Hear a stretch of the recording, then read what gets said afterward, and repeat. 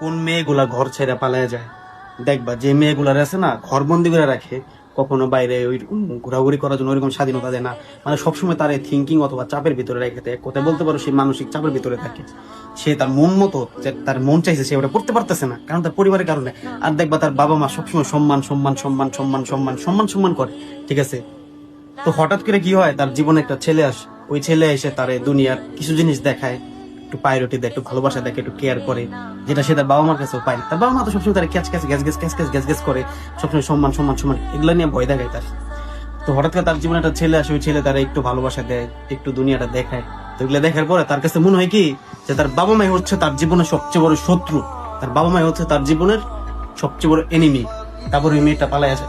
আর দেখবা যে মেয়ের বাবা মা দেয়, আমি দেখছি অনেক বাবা মা আছে তার মেয়ের ওইরকম স্বাধীনতা দেয়, যে আমার মেয়ে তো কি করবে, মেয়ের সবসময় চাপে রাখে না। তারা জানে, অনেক বাবা মারা এটা বুঝে যে বেশি টাইট দিলে লাভ ঢিলা হয়ে যাবে, নাট ঢিলা হয়ে যাবে, পরে সমস্যা। স্বাভাবিক থাকে, তার বাবা মারা বুঝে, আন্ডারস্ট্যান্ডিং করে, একটা মেয়ের ফিল করে, একটা মেয়ের বাইরে ঘোরার জন্য স্বাধীনতা দেয়, যা মন চায় মেয়ের করার জন্য দেয়। মেয়ের বলে যে তুই তোর লিমিটে থাকবি, লিমিট ক্রস করবি না, কারণ কি আমাদের একটা মানুষ সমান রিসপেক্ট আছে। একটা মানুষের ঠান্ডা মাথায় বোঝানো আর মায়েরা বোঝানোর ভিতরে অনেক পার্থক্য আছে।